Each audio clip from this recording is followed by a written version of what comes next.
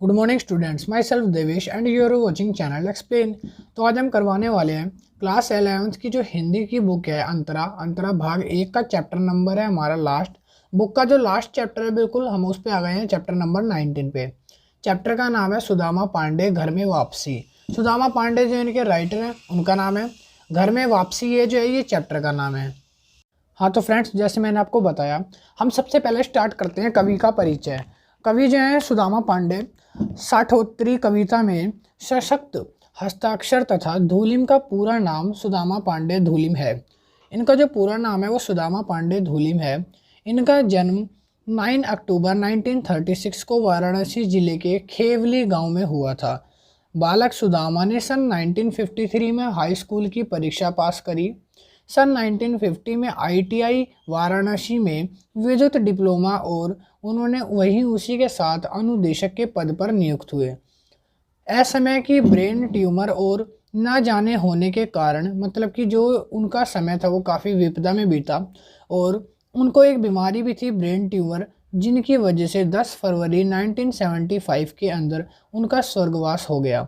काफ़ी अल्प आयु में जो है इनकी मृत्यु हो गई थी।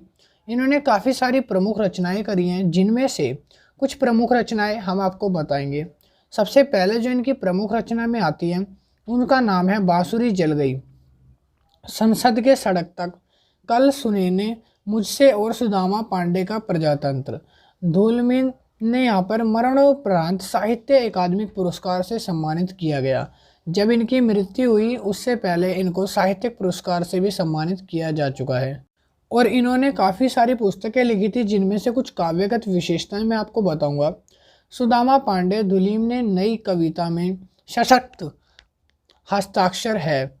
उन्हें काव्य में एक विशेष प्रकार के गेप वाइन दिखाई देता है। आगे वो बताते हैं, धूलिम की कविता में परंपरा, साहित्य, सभ्यता, शालीनता और भद्रता का विरोध करते हैं। इन्होंने व्यंगों में माध्यम से उपहास, झुंझुलाहट और पीड़ा को व्यक्त किया है। इनकी जब आप कविताएं पढ़ोगे तो उसमें आपको काफ़ी सारे मार्मिक रूप से चित्र देखने को मिलेंगे।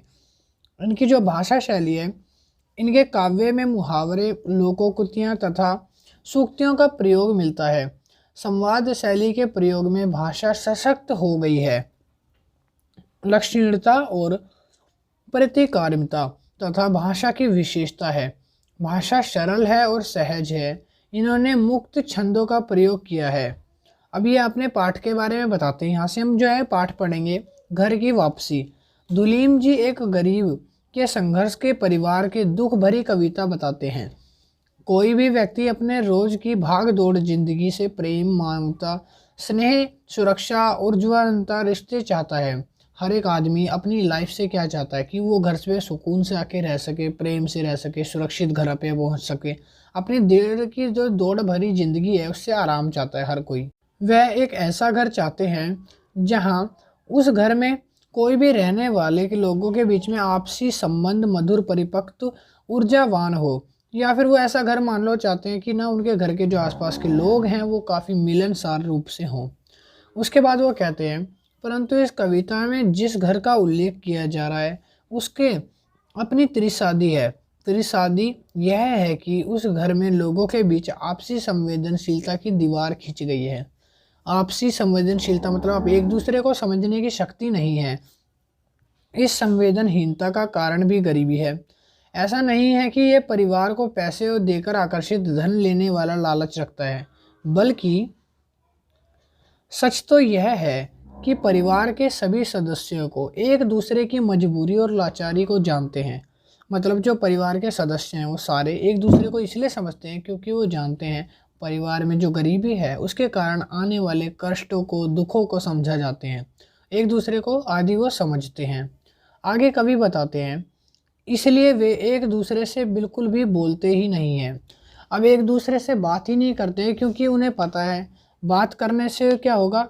बात जब हम करते हैं किसी दूसरे से, अपने दुख दर्द बांटते हैं, तो वहाँ से कुछ लड़ाइयाँ, बहस और आदि चिंताएं वहाँ से उत्पन्न होती है। कवि इसलिए चाहते हैं कि जो घर के लोग हैं वो एकदम संवेदनशीलता है, अकेले अकेले रहते हैं। तो आगे अब कवि बोलते हैं, ये परिवार गरीबी से लड़ते लड़ते इतना ऊर्जाहीन, दीनहीन, जर्जर हो गया है। यहाँ पे कुछ वर्ड बताए इन्होंने, जैसे कि ऊर्जाहीन, दीनहीन और जर्जर। इनका मतलब होता है कि एकदम से टूट जाना इंसान का, ठीक है, टूट जाना या बिखर जाना, अपनी सारी शक्ति खो देना, काम करते करते हार चुका हुआ ऐसा इंसान जो हार गया अपनी ज़िंदगी से। उस तरह के रिश्ते जो है जीवित रखने के लिए संवाद तथा ऊर्जा की आवश्यकता होती है। और वो बताते हैं कि जो सारे लोग हैं ना, वो गरीबी से लड़ते लड़ते एकदम हार चुके हैं, बिल्कुल स्थिति खराब हो गई है। बस उन्हें एक ऊर्जा की ज़रूरत है जो उनके अंदर दोबारा से शक्ति भर सके। वह समाप्त हो चुके हैं एक तरह से, ये मान सकते हो। तो आगे वो बोलते हैं, परिवार में जो है वो 5 सदस्य हैं।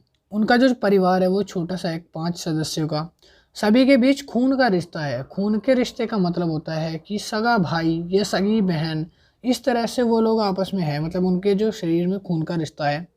परंतु गरीबी के कारण ये सभी अपने मन के भाव को अभिव्यक्त भी नहीं कर पाते। अब गरीबी इतनी है, अब कौन कहेगा कि उसमें मेरे को साइकिल चाहिए, मुझे खिलौना चाहिए। अगर परिवार में कुछ बच्चे हैं, उनकी भी लालसा होगी कि मुझे काश ये मिलता, काश वो मिलता, मगर वो किससे मांगेंगे। गरीब परिवार इतना है कि उनके पास पैसे तक नहीं है कि वो बच्चों की किताबें जुटा पाएँ या फिर खाना जुटा पाएँ एक टाइम का।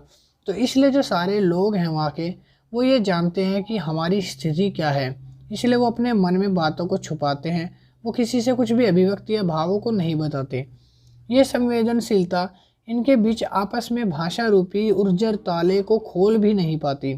और ये जो संवेदनशीलता है, जिसकी वजह से वो स्वादहीनता की वजह से बैठे रहते हैं चुपचाप, किसी से बात नहीं करते, वो इसीलिए बात नहीं कर पाते।